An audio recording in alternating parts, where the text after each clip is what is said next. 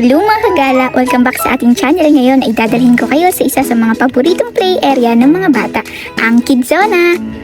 Pagpasok pa lang sa Kidzona, sasalubong na sa inyo ang makukulay at nakakatuwang palaruan. Pero bago ang lahat, may locker area sila kung saan pwedeng ilagay ang mga gamit para worry-free ang paglalaro. Libre lang ito at secure. Sa loob, sobrang daming pwedeng gawin.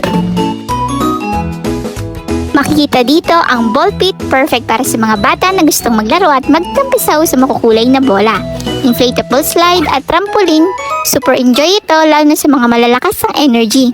Role play areas, merong mini grocery, sushi bar, beauty salon at fire station. Pwede silang magpanggap na cashier, chef, doktor at iba pa.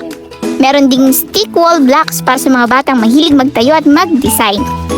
Bicycle area para sa mga gustong konting exercise habang nag-e-enjoy. Ito ay naka-aircon, malinis at may staff na laging nakaalalay para sa kaligtasan ng mga bata.